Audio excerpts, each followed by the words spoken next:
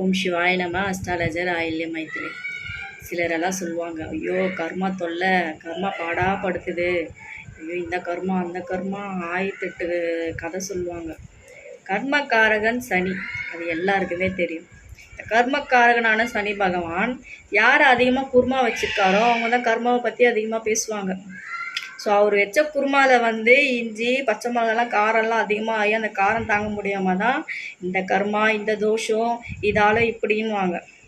ஆக்சுவலாக அதோட தன்மை என்னன்னு முழுமையாக நம்ம புரிஞ்சுக்கிட்டோன்னா இந்த வார்த்தையை நம்ம சொல்ல வேண்டிய அவசியமே இருக்காது. ஸோ கர்மா அப்படின்னாலே நம்ம செய்யக்கூடிய செயல், அது நல்லதாக இருந்தால் நல்ல பலன், கெட்டதாக இருந்தால் கெட்ட பலன், அவ்வளோதான். இதுக்கு தான் கர்மா, இதுக்கு பேர் தான் கர்மா. நம்ம ஏன் நெருப்புன்னு தெரிஞ்சு நெருப்பில் கையை வச்சுட்டு ஐயோ கை சுட்டுருச்சின்னு சொன்னால் அது தப்பு நெருப்பு மேலேயே நம்ம மேலேயா? இப்படி யோசிக்கணும் இல்லையா? ஸோ இது போன்றதாங்க நம்ம வாழ்க்கையில் நடக்கக்கூடிய நிறைய நிகழ்வுகள் எல்லாமே பின்புலமாக செயின் மாதிரி நம்மளை தொடர்ந்துக்கிட்டே வர்றதுக்கான காரணம் என்ன அப்படின்னா நம்ம செய்யக்கூடிய செயல்கள் தான். அது நமக்கு கெட்ட தசா புத்தி நடக்கக்கூடிய காலங்களில் நம்மளோட எண்ணங்கள் நம்மளோட ஜென்ம ஜாதகத்தில் இருக்கக்கூடிய கிரக சேர்க்கைகள் எல்லாம் என்ன பண்ணோன்னா இதை செய் செய் செய் செய் நம்மளை அப்படியே அழுத்தம். நம்ம என்ன பண்ணுவோம், செய்யவே கூடாதுன்னு நினைக்கிற விஷயத்தை தான் கரெக்டாக செய்வோம்.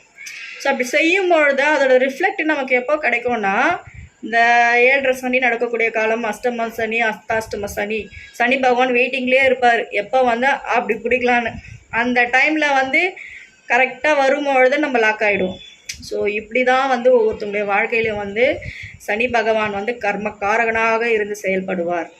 ஸோ அந்த தாக்கமெல்லாம் இல்லாமல் இருக்கணும்னா நாம் என்ன பண்ணணும், இறை வழிபாடு ஆத்மார்த்தமாக பண்ணணும், ஒரு சரியான குருவோட ஆலோசனைப்படி நடக்க ஆரம்பிக்கணும். ஸோ இது எல்லாமே அந்த காலகட்டங்களில் நமக்கு அமையாது, குருவின் வார்த்தையும் நம்மளுடைய புத்தியில் ஏறாது. இது யதார்த்தமான உண்மை. எல்லாம் அனுபவித்த பிறகு தான் காப்பாற்றுங்க அப்படின்னு சொல்லிட்டு ஒரு குருவை நாடி நம்ம போவோம். ஸோ இதுக்குமே காரணம் என்னென்னா அந்த கர்மக்காரகன் தான். அதனால தான் யோகா தியானம் இதெல்லாம் மூச்சு காற்றை இயக்கக்கூடிய கலைகள் எல்லாம் பயில வேண்டும்னு சொல்கிறது. ஸோ இதெல்லாம் ப்ராக்டிஸ் பண்ணும்பொழுது மனம் கட்டுப்படும், மனம் ஒரு நிலைப்படும்.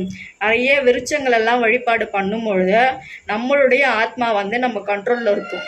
நாம் ஒரு கண்ட்ரோலில் இருக்காத வரைக்கும் நவகிரகங்கள் நம்மளை ரவுண்டு கட்டி அடிக்கும்.